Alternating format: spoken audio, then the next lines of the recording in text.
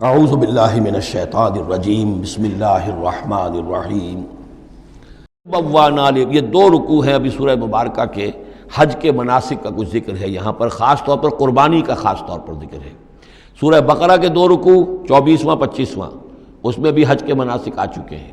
لیکن وہاں پر اصل قربانی کا ذکر نہیں تھا، وہ تو صرف یہ ہے کہ وہ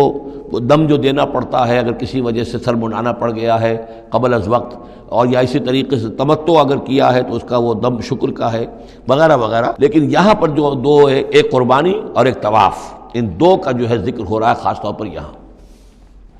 وَإِذْ بَوَّأْنَا لِإِبْرَاهِيمَ مَكَانَ الْبَيْتِ، اور جب ہم نے معین کر دی ابراہیم کے لیے اپنے گھر کی جگہ، بتا دی کہ یہ ہے وہ جگہ جس کے بارے میں میرا گمان یہ ہے کہ وہاں بنیادیں موجود تھیں حضرت آدم علیہ السلام کی بنائی ہوئی، لیکن اوپر سے دیواریں سب کی سب گر چکی تھیں اور سیلاب کی وجہ سے سارا اب وہاں کوئی آثار نہیں رہے تھے۔ اللہ تعالیٰ نے رہنمائی فرما کر ان کی نشاندہی کروا دی۔ اللہ تشرک بی شیئا، اور یہ حکم دے دیا گیا میرے ساتھ کسی شے کو شریک نہ کرنا، وطہر بیتیا، اور میرے اس گھر کو پاک رکھنا، للطائفین، طواف کرنے والوں کے لیے، والقائمین، اور قیام کرنے والوں کے لیے، کھڑے ہو کر نمازیں پڑھنے والوں کے لیے، والرکع السجود، اور رکوع کرنے والوں کے لیے اور سجود کرنے والوں کے لیے۔ یہ گویا کہ جیسے وہاں آیا تھا وَعَهِدْنَا إِلَىٰ إِبْرَاهِيمَ وَإِسْمَاعِيلَ أَن طَهِّرَا بَيْتِيَ لِلطَّائِفِينَ وَالْعَاكِفِينَ وَالرُّكَّعِ السُّجُودِ، تقریباً وہی آیت یہاں پر آئی ہے، صرف یہ کہ عاکف کی بجائے یہاں قائمین کا لفظ آیا ہے۔ وَأَذِّن فِي النَّاسِ بِالْحَجِّ، اور اے ابراہیم اب پکارو لوگوں کو، اذان دو، پکارو حج کے لیے۔ اب کیسے پکارا ہوگا، کیسے آپ نے یہ پیغام پہنچایا ہوگا، کہاں سے اللہ تعالیٰ نے ان کی آواز کو، ان کی پکار کو کہاں کہاں پہنچایا ہوگا، یہ اللہ تعالیٰ کا معاملہ ہے۔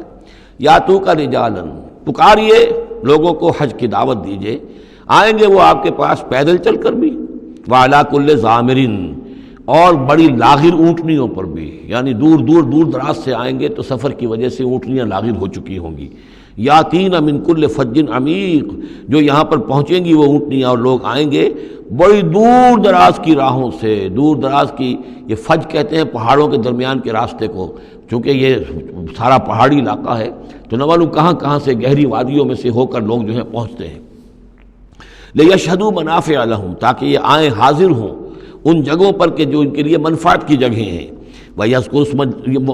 اسْمَ اللَّهِ فِي أَيَّامٍ مَعْلُومَاتٍ، اور اللہ کا نام لیں معین دنوں کے اندر، یعنی قربانیاں دیں معین دنوں میں۔ 10ویں ذی الحجہ کی قربانی کا دن ہے، اس کے بعد جو ہے 11ویں کو بھی ہو سکتی ہے، 12ویں کو بھی ہو سکتی ہے،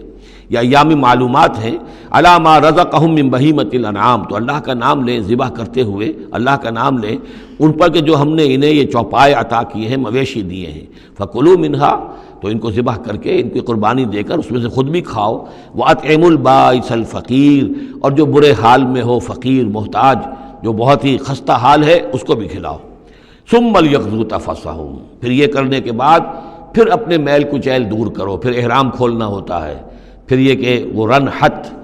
رمی ہوتی ہے، نہر ہوتا ہے، حلق ہوتا ہے، اور پھر طواف۔ چار یہ الفاظ جو ہیں یہ 10ویں تاریخ کے ہیں، 4 افعال، رمی اور نہر، پھر جا کر قربانی دینا،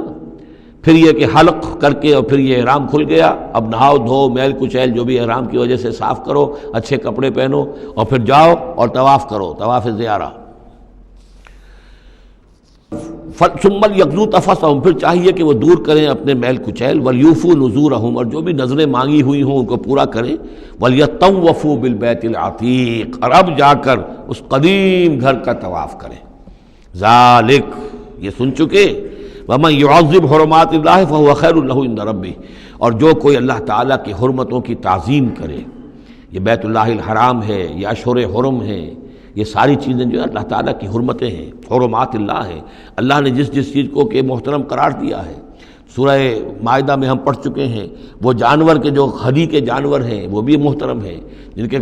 کے گھروں میں گردنوں میں پٹے ڈال دیے گئے ہیں، معلوم ہے کہ یہ ہدیم بالغ الکعبہ جانے والے ہیں، وہ بھی محترم ہیں۔ عام مین البیت الحرام جو ہیں، جو لوگ حاجی جا رہے ہیں، ان کی بھی حرمت ہے۔ تو جو بھی من یعظم حرمات اللہ ہے، جو کوئی بھی اللہ تعالیٰ کی حرام کی ہوئی شے، محترم ٹھہرائی ہوئی چیزوں کی تعظیم کرے گا، فہو خیر لہ عند ربہ، تو وہ اسی کے لیے بہتر ہوگا، اس کا اجر و ثواب اسے ملے گا اپنے رب کے پاس۔ وَأُحِلَّتْ لَكُمُ الْأَنْعَامُ إِلَّا مَا يُتْلَىٰ عَلَيْكُمْ، اور حلال کر دیے گئے تمہارے لیے سارے چوپائے سوائے اس کے جو تم کو سنا دیا گیا ہے، یعنی یہ کہ خنزیر کا معاملہ ہے اس کو حرام کر دیا گیا ہے، باقی بکری ہے، بھیڑ ہے، گائے ہے، بیل ہے، اونٹ ہے، ان سب کو اللہ کی راہ میں تو اس کی قربانی ہو سکتی ہے۔ فاجتنبوا الرجس من الاوثان، تو پھر تم بچو ان بتوں کی گندگی سے بچو۔ یہ ہے اصل میں بچنا جو ہے وہ سب سے پہلے شرک، اور وہاں پر سب سے بڑا شرک جو ہے وہ بت پرستی کا ہو رہا تھا۔ واجتنبوا قول الزور، اسی طریقے سے جھوٹ کہنے سے، جھوٹ بات سے بھی بچو۔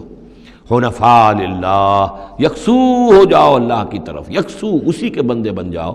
غیر مشرکین بہ، اس حال میں کہ اس کے ساتھ کسی بھی اعتبار سے شرک نہ ہو، کسی پہلو سے، کسی اعتبار سے، ذات میں، صفات میں، حقوق میں، اختیارات میں، کہیں بھی کوئی شرک کا شائبہ نہ آنے پائے۔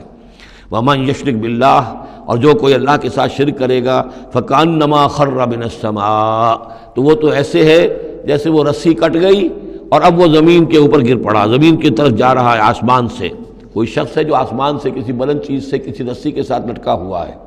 وہاں سے گر گیا یا رسی کٹ گئی، اب جو گر رہا ہے فکأنما خر من السماء فتخطفه الطیر، اب یا تو یہ کہ وہ جو پرندے ہیں وہ اسے اچک کر لے جائیں، کوئی باز آئے اور پکڑ کر لے جائے، کوئی اور ہو، جو بھی یہ بڑے بڑے جانور ہوتے ہیں کہ جو شکار کرتے ہیں پرندوں کا، تخطفه الطیر، پرندے اس کو اڑا کر لے جائیں، اور تہوی بہ الریح، یا یہ کہ پھر ہوا ان کو لے جا کر گرائے فی مکان صحیح، کسی دور کی جگہ میں کوئی ہوا جو ہے جھونکا اس کو لے جائے اور کسی کھائی میں جا کر گرا دے۔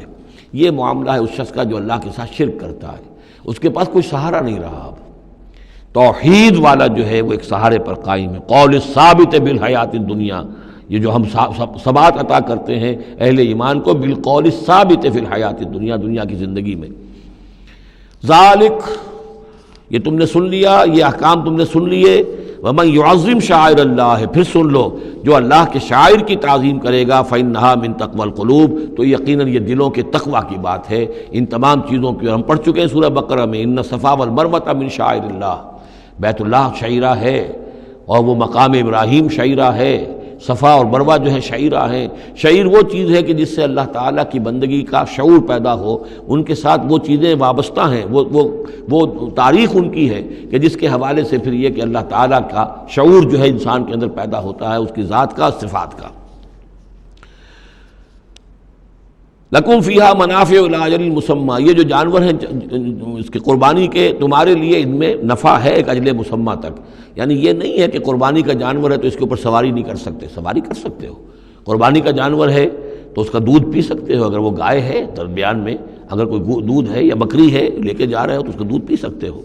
منافع الی اجل مسمى، ایک وقت معین تک کے لیے۔ ثم محلها الی بیت العتیق، پھر ان کا جو اصل مقام ہے جہاں انہیں لے جا کر پیش کر دینا ہے وہ ہے بیت العتیق، یعنی اللہ کا گھر۔